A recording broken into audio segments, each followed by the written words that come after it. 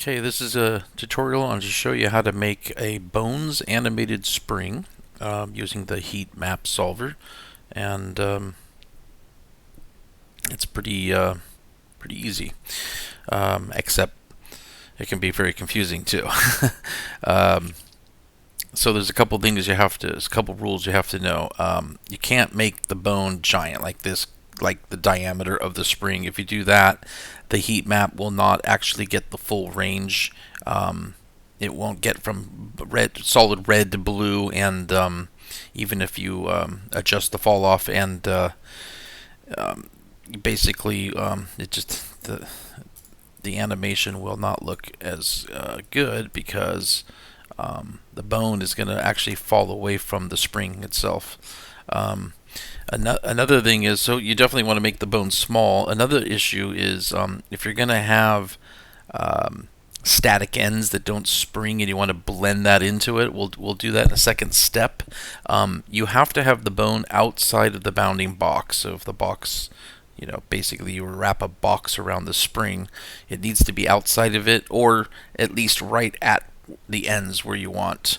And at some point here I will show you that I'm just a little bit inside, and you can see the numbers. I'll show you some numbers where you can see I'm a little bit in the inside. It's not that big of a deal, but as you can see here, well, this one's actually finished too. We're going to use this as an example here live in a minute. But as I spring this, this is going to stay put compared to this one. You can see it's stretching right there, but none of this is moving at all here. Let's do this again. See, this end might be a little easier to see with the straight end. Let's move this one down. You can see it there, how it's holding still right there and then starting to blend around this next leg here, next ring. So just like typical, you want to add a skin modifier and then add your two bones to it. You can turn on the envelope. You don't need the vertices.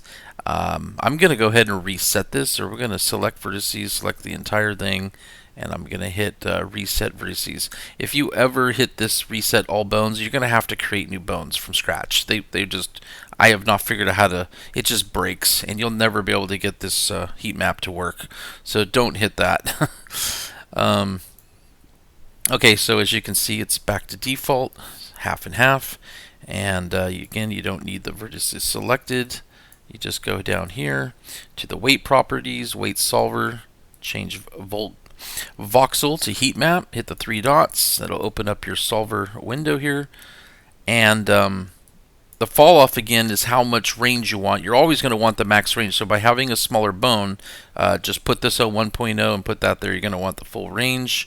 You should need to do that. 0 will automatically detect how many bones will want to influence it. By putting it on 2, we'll enforce it. So we'll go ahead and hit apply. And also there's a weight table. You can open this up and it will show you exactly what this heat map solver is doing here. So let's give this a few more seconds here. There we go. You can see the colors red to blue. It's what you want. Solid red is like 1.0 and blue is like nothing. Open up the table. Bone 13, bone 14. So you can see almost nothing here and then almost a full 1.0 there. I think the number 0.4 and this one's like 0.15 is kind of like how close I was inside the bounding box. Again, if you get too far inside, probably 0.1 off, this thing will just fail. It will not work at all. This is going to fail, this process here, and you'll end up with just one bone selecting everything. Okay, so we're not going to do that anymore. This is also the weight tool next to it. I'm going to use that also in a minute here so we can get the ends the way we want it. So as of right now, let's just go ahead and select this bone. It's going to stretch along here where this one is more what we want. So now we want to select vertices, toggle that on, and select one of the ends. We're going to hit grow, And what I do is I go on center line to like basically about right here, and then on the second stage we're going to go all the way around to the next section right there. So basically the first time all we're doing is we're just basically let's also make sure it's the right bone. So it's this bone, not that bone, as you can see, and you're going to select 1.0. It's going to make it completely solid red all the way to the right there, and that's also going to make the other bones show that it's all white right there. So what you want to do is you want to just blend that other end back up like that, and then this one will stay well, that will actually blend too, but again it'll be too sharp. I'll show you here in a second. So now we're going to do this one. So that's why I do this in 2 steps. And make sure we have the right bone. That's this one. It's going to be red. And then we hit 1.0, solid to there. We're going to blend this one out. And now, if I were just to show you a quick test, there's going to be a kink. See there? So what we want to do is just continue to go one more time around like this.